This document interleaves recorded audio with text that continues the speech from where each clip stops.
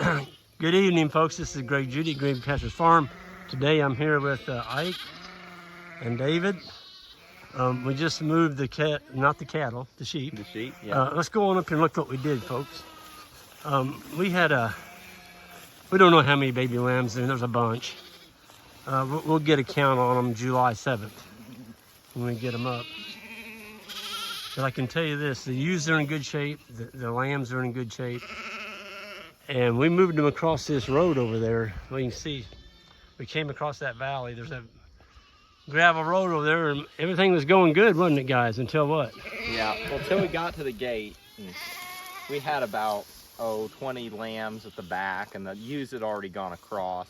They started bawling, and they freaked out and ran back to where they'd seen Mama last. They don't herd like cattle, do they? No, they don't. All it takes is one or two to turn their heads back the other way and take off, and their buddies towards the end there follow suit. They're like, oh, Yep. that looks like fun. We'll run back to where we were 2 moves ago.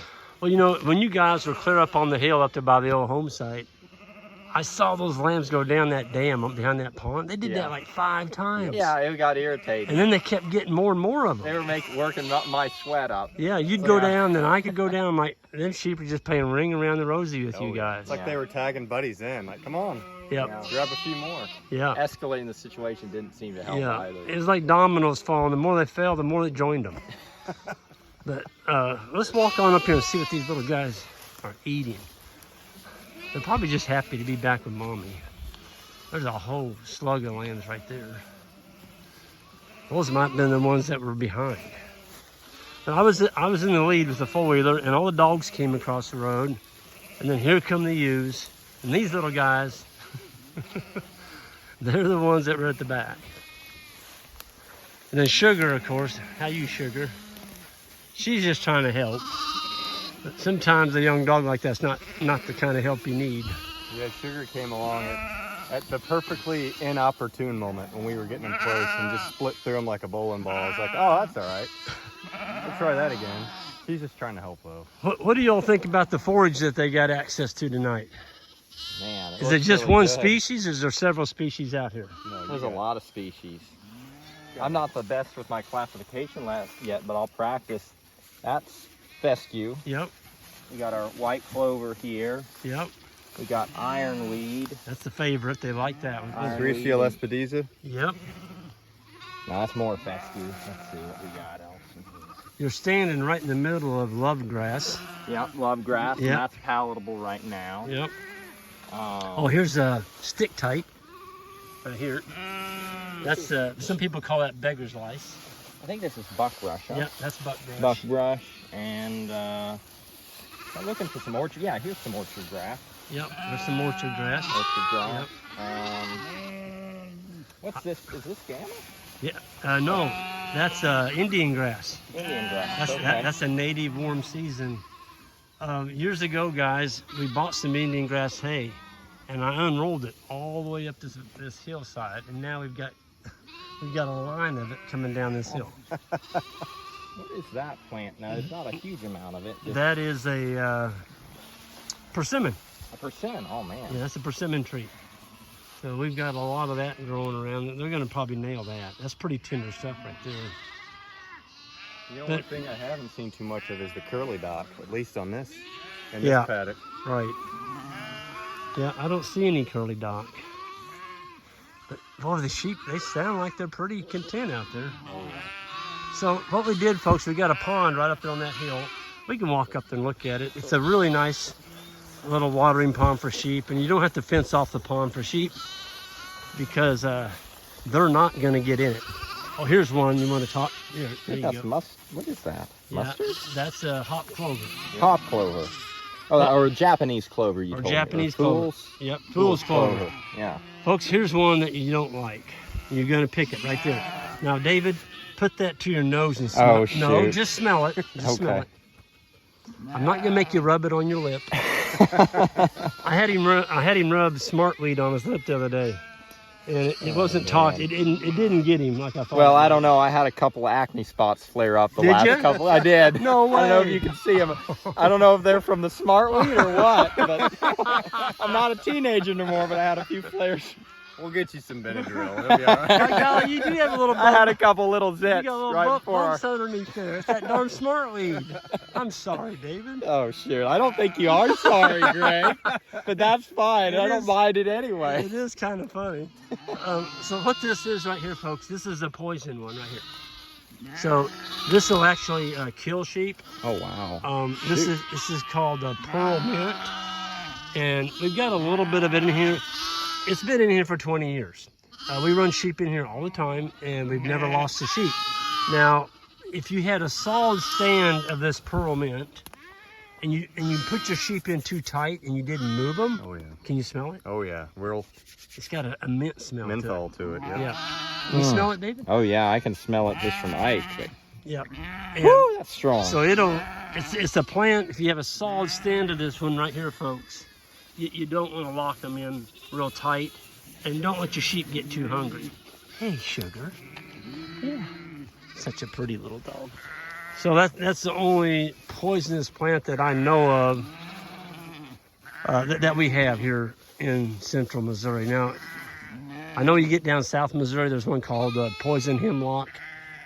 I've never seen it up here. I don't think we have it, but there are a few plants that you got to be aware of. But you know, why are they eating those poisonous plants? Probably didn't have anything else to eat. Yeah. Yeah, exactly. Probably means that they were pastures were overgrazed, and Yep. so only the undesirable stuff grew. So they put them in too tight of an area, or they left them in a paddock too long. Yeah, way too long. And my old friend from Africa, Ian Mitchell-Innes, he'll always say, an animal doesn't intentionally kill itself. They don't. Makes sense. They- Nature wants to live. Yeah, they want to live, and it's us. It's our management that causes animals sometimes to kill themselves. Here's another one right here. Look at this. Oh yeah. It's just blooming right now. And it's Flowers. multifer rosebush. Oh shoot. I was looking at this. Is this more iron? What is this? I don't know what that one is. It's not ironweed. No, it's pearl mint. Oh, that's- that's a, Oh, that's the that's pearl a mint. more mature. Now see, the sheep will Okay. eat that pearl mint. Just they'll nibble on it, but they're not going Yeah. to get a full diet of it. Right. You know, I'll eat something that I don't like. I'll take a little bit of it, but I don't want a whole Yeah. diet of it. Dosage is key there. Yep. Yeah. Concentration. Yeah. I love Brussels sprouts, but that's not all I want to eat for dinner. No. You know. No. You'll be I'm- annoying to be around That's right. a few hours later. That's right. I want to mix it up a little bit. Sheep aren't any different. Let's go up here and look at this pond. See how full it is. Well, see, here's the seed head still left from last year. That's the Indian grass. See it? And so it had a chance to go to seed. And there's probably a pretty good chance it's just going to keep getting thicker out here. That'd be good. Yeah. It's a good one. It's a native warm season. Look at These typical coloring you'd see, Greg. The lambs now. the coloring of the sheep. Yeah, Yeah. we're starting to see more color because we purposely kept some colored rams. It seems like people like color in their flock. And so I'll give a little secret about marketing. First of all, the customer is always right.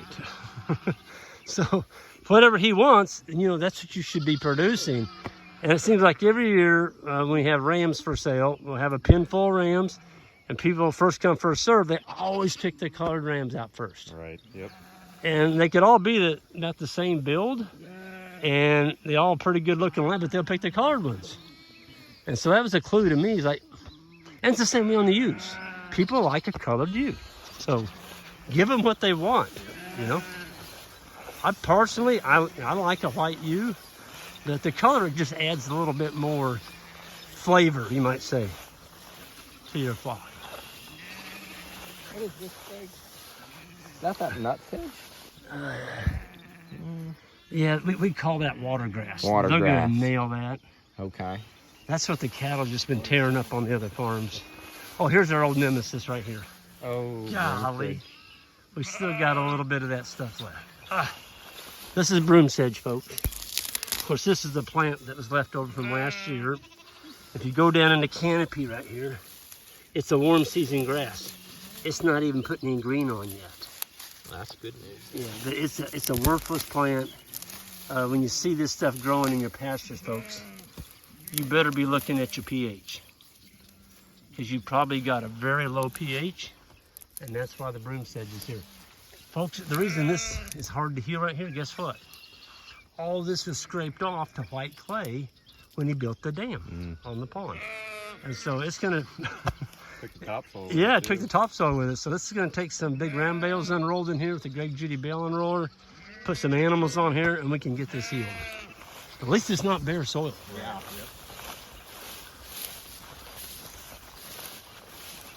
We gotta get over here and go fishing in this pond. Oh man. Look at that. Folks, this pond's got albino channel cat in it. White ones. I intentionally bought some white ones and put in here. They're probably up around 3 to 4 pounds now. Good boy. And they are so good. They're so delicious to eat. So we gotta get on and catch some of these. I like this. I mean, we got a lot of cattails around here, but look at all the birds. You know, you got all the birds that are nesting around here. You got frogs in here. You got snakes, turtles. I did say snakes, Ike. I know you favor those things. No. Nope. But it is a aquatic wildlife haven right here. And of course, ponds draw coons. They draw other animals to it. You got the deer and the turkey. And so water brings life. So not only is it a good source for your livestock, it's also a wonderful source for wildlife. This is pretty peaceful, folks. Just listening to the sheep. Look at that. There's the dogs. Look, oh, there they are right up there. Look at them two black heads looking at us. I have to zoom in on so you can see them. Lady might come to me. I don't know. Go on up there. See She's if she been looks. really friendly to me. There's Lady and Big Boy. Lady. Might be reluctant right now. Yeah, if I walk up there with them, I'll scare her off. She isn't afraid of me yet. David's kind of, she's kind of taken up with David. There's Big Boy, he's coming in. Oh, there comes Cotton Top.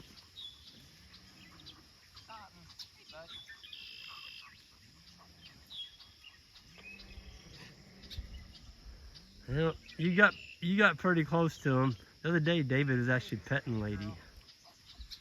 Scared of the YouTube viewers. Yeah, she's scared of the YouTube viewers. That's right. Well, he was saying Wild Dog was even getting close a Yep. few days ago, and that's, good Lord, that's rare. Yeah, that's right.